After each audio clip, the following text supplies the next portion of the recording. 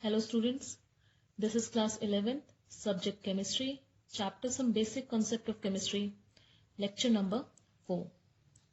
In this lecture we will include topics Dalton's atomic theory, Avogadro's law, atomic mass, molecular mass and formula mass. So we will begin our lecture with Dalton's atomic theory. So Dalton's atomic theory. So John Dalton, he was an English school teacher and he gave his theory in 1808. Now we discussed about classification of matter into elements, compounds and mixtures. So there are number of questions which arise, like for example, why is one element different from another? Second question is, why do elements combine? And third question is, why is a compound different from mixture? So these questions, they were answered by Dalton's atomic theory. According to Dalton's atomic theory, he gave some points and now we will discuss those points. Now according to Dalton's atomic theory, matter consists of indivisible particles and these are atoms. Matter consists of indivisible atoms. Atom cannot be further dissociated or divided. Second one is, all the atoms of a given element have identical properties including identical mass. Atoms of different elements differ in mass. Now third point is that compounds are formed when atoms of different elements combines in a fixed ratio. Like for example, when we take CO2 gas, then ratio of atoms of different element are in fixed ratio. Carbon atomic mass is 12, oxygen atomic mass is 16, but there are 2 atoms of oxygen, so it will be 12:32. So ratio of the atoms of different element combine in a fixed ratio. This is third point. Fourth point is, chemical reactions involve reorganization of atoms and these are neither created nor destroyed in a chemical reaction. For example, whenever any chemical reaction take place, reactant convert into product. So always you will observe that the mass of the reactant will be equal to mass of product. So that means that matter can neither be created or mass can neither be created or nor be destroyed, but it can convert from one form to the another form. So this is the fourth point of Dalton's atomic theory. Now we will move to next topic, that is Avogadro's law. So Avogadro's law states that equal volume of all gases under similar conditions of temperature and pressure contains equal number of molecules. For example, when hydrogen gas react with chlorine, then it will result into formation of hydrogen chloride gas.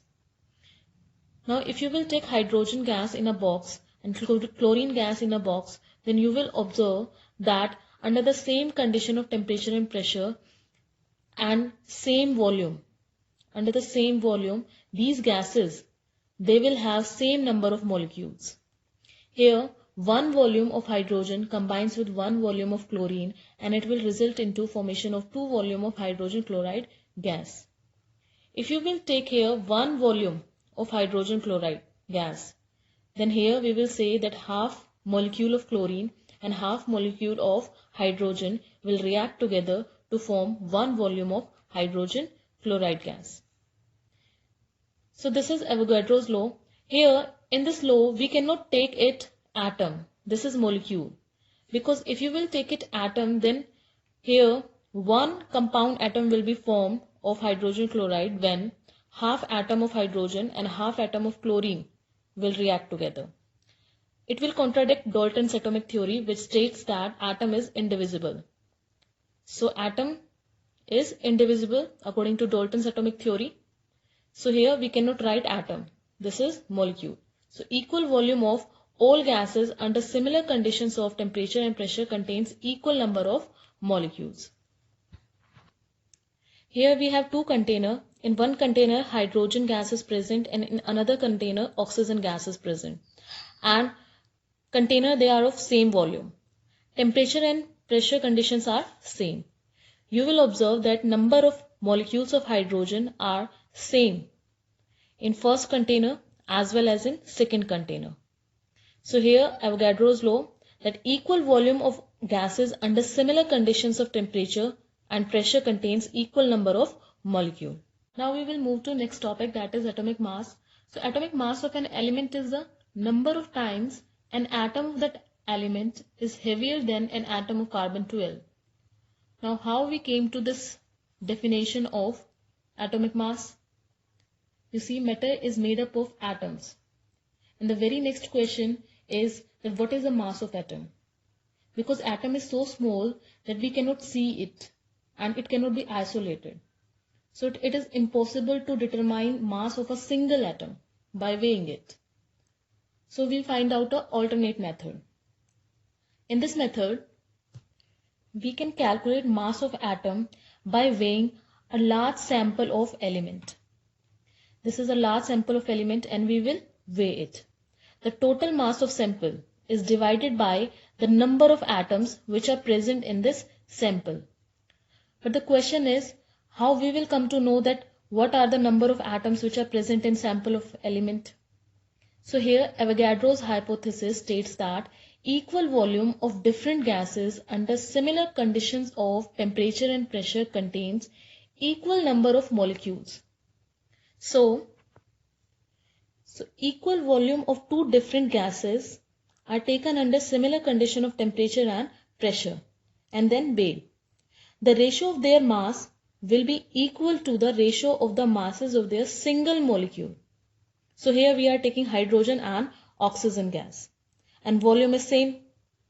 So you will find out that masses are always found to be in ratio 1:16.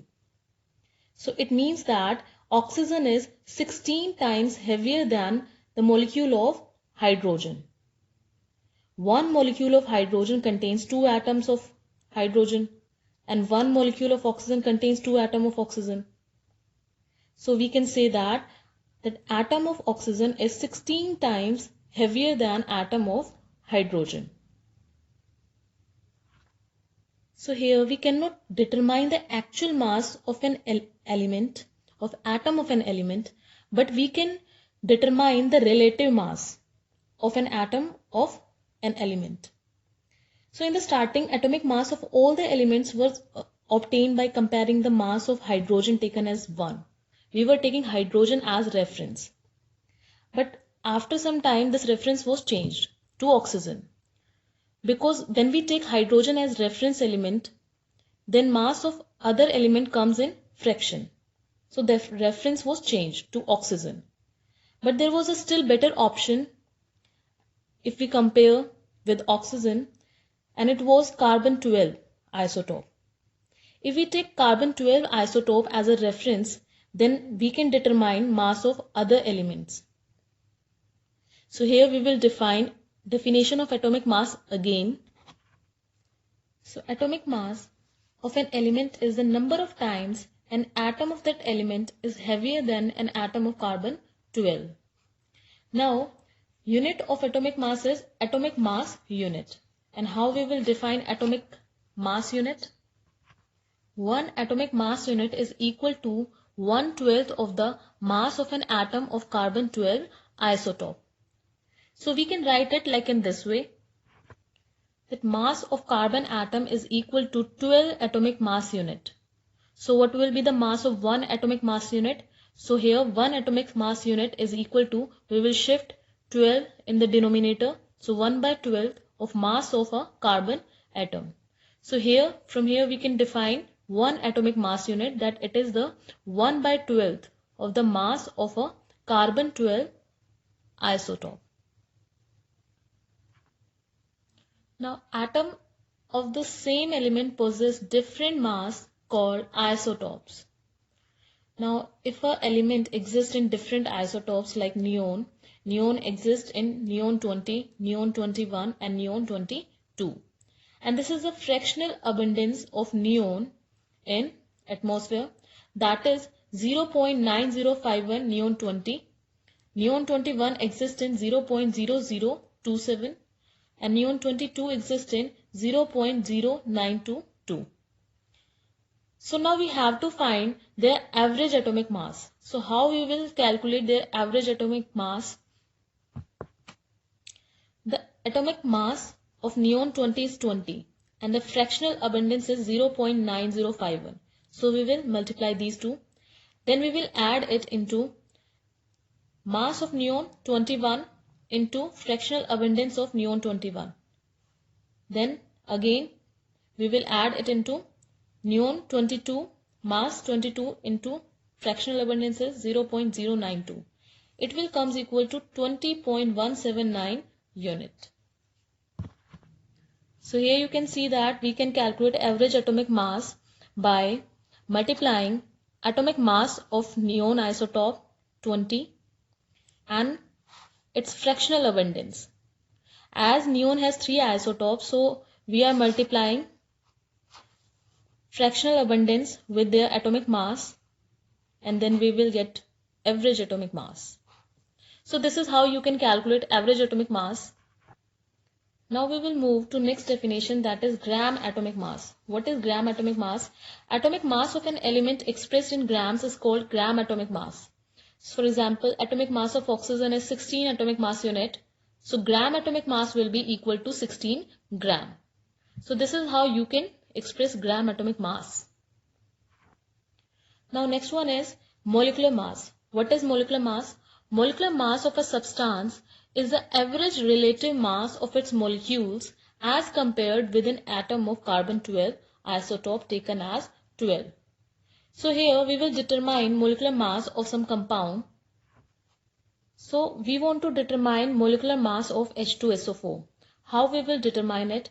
As you can see, here 2 atoms of hydrogen are present, 1 atom of sulfur and 4 atoms of oxygen are present.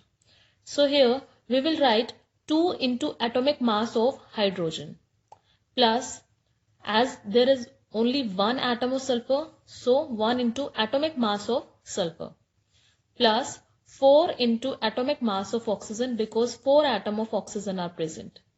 Then we will put the value. 2 into atomic mass of hydrogen is 1 plus atomic mass of sulfur is 32 plus atomic mass of oxygen is 16. When we will put the values, then we will get atomic molecular mass of H2SO4 98.0 unit. Now we will determine molecular mass of glucose. Formula is C6H12O6. Now as you can see, there are 6 atoms of carbon, so 6 into atomic mass of carbon is 12 plus there are 12 atoms of hydrogen, so 12 into atomic mass of hydrogen is 1 plus 6 into 16. As there are 6 atoms of oxygen, so 6 into atomic mass of oxygen is 16. So it will comes equal to 180 atomic mass unit. You can write it unit or you can write it atomic mass unit. Now next term is formula mass. Ionic compounds such as NaCl, KCl do not consist of molecules but they exist as ions in 3-dimensional. And they are closely packed in a crystal lattice. Crystal lattice, that is arrangement of ions or atoms in 3 dimensions. So in case of ionic compound, we use formula mass instead of molecular mass. For molecules, we use term molecular mass, but in case of ionic compounds, we use the term formula mass. So that's all for today, students. Now we will discuss homework which was given in lecture number 3. So I gave you question number 21 of NCERT exercise, and in this question the following data are obtained when dinitrogen and dioxygen react together in form to form different compounds. So here there is a table in which mass of nitrogen is given and mass of dioxygen is given. So in first case, mass of dinitrogen is 14 gram and mass of dioxygen is 16 gram. In second one, mass of dinitrogen is 14 gram and mass of dioxygen is 32 gram. In third case, mass of dinitrogen is 28 gram and mass of dioxygen is 32 gram. And fourth case, mass of dinitrogen is 28 gram and mass of dioxygen is 80 gram. So here you have to tell that which law of chemical combination is obeyed by the above experimental data. give its statement. So as you can see here, mass of dinitrogen is 14, 14, 28 and 28. And mass of oxygen is 16, 32, 32 and 80. So here we will make mass of dinitrogen same. Here it is 28, 28. So we will make mass of dinitrogen also same. So if we multiply first and second case with 2, then 14 into 2 will become equal to 28. 14 into 2 will become equal to 28. Mass of dinitrogen in all the 4 cases will be 28 gram. That means now mass of dinitrogen is fixed. Now mass of oxygen. Now you have to multiply first and second case by 2. So 16 into 2, 32. 32 into 2, it will become 64. So here you will take ratio of mass of oxygen because mass of nitrogen is fixed. So here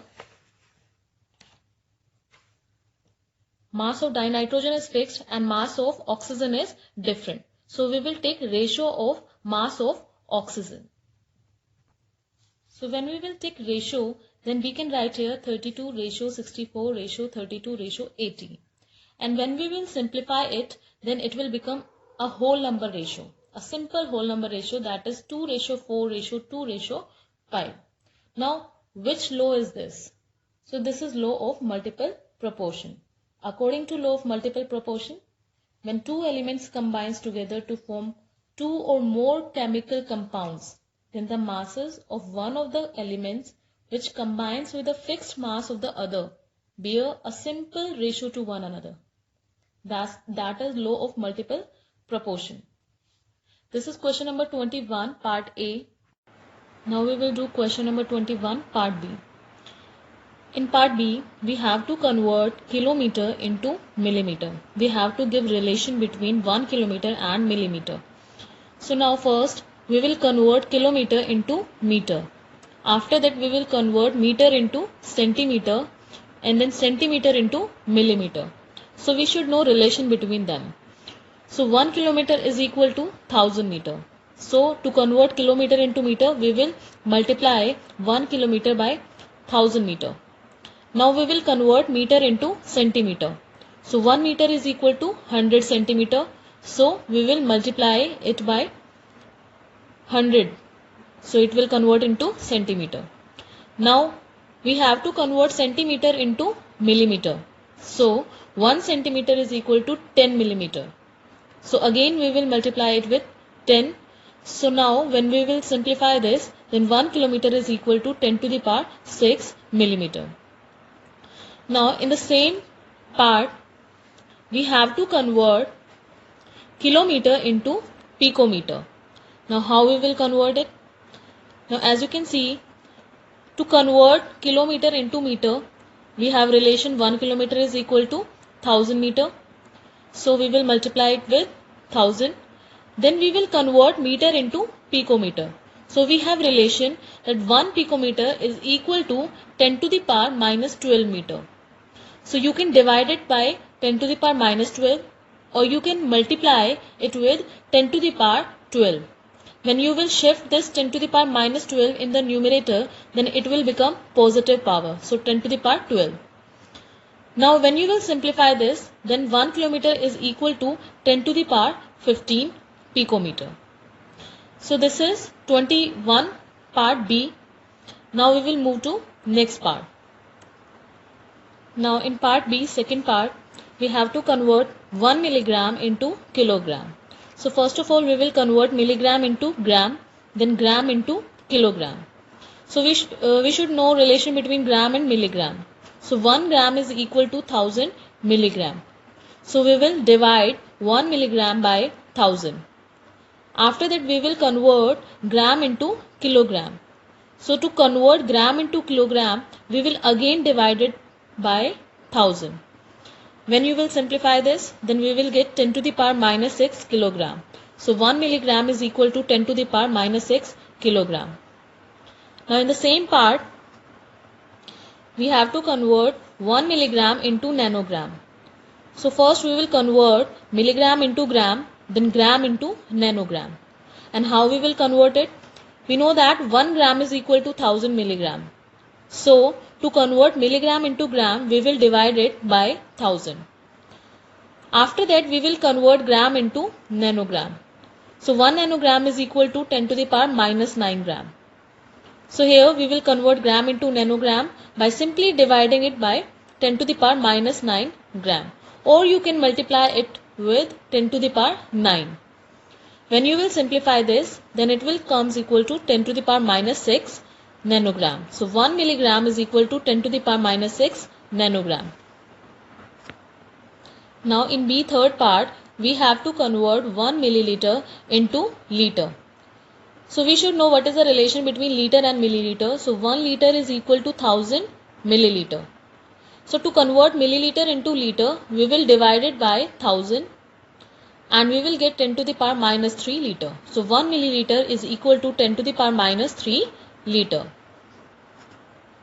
Now in the same part, we have to convert milliliter into decimeter cube. Now relation between milliliter and centimeter is 1 milliliter is equal to 1 centimeter cube. Now after writing milliliter in centimeter, we will convert centimeter into decimeter. So 1 centimeter cube can be converted into decimeter by simply dividing by 10.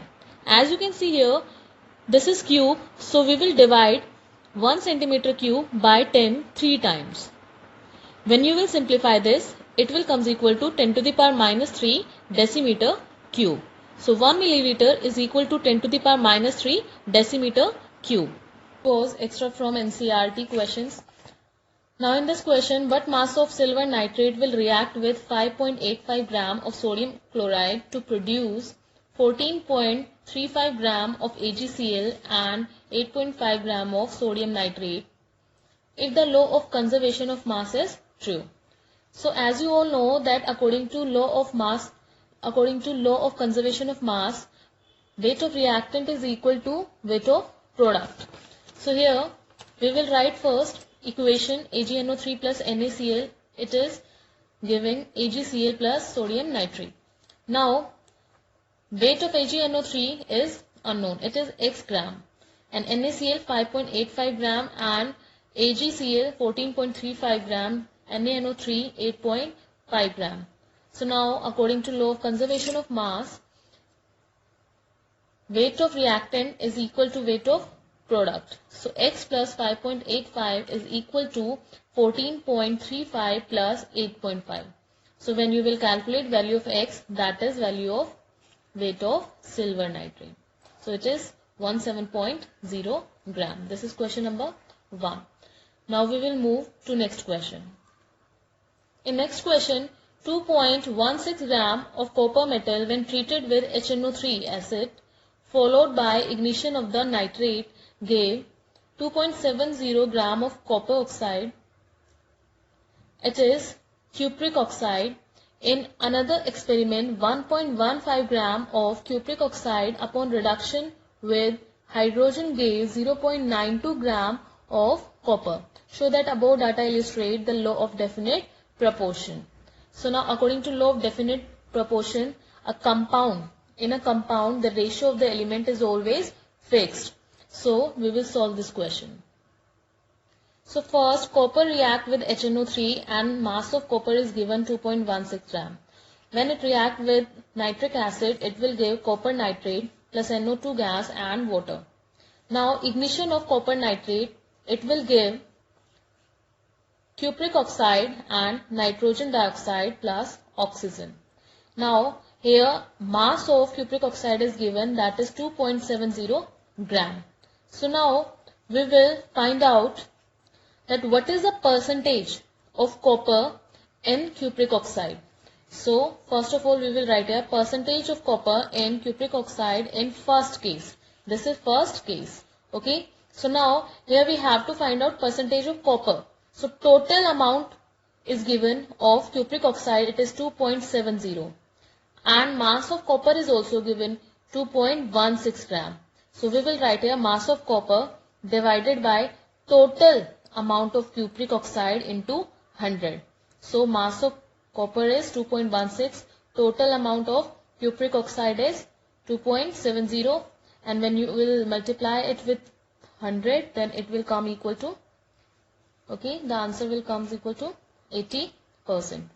So now total percentage is 100. So when you will subtract 100 minus 80, then it will comes equal to 20%. So percentage of oxygen in cupric oxide is 20%.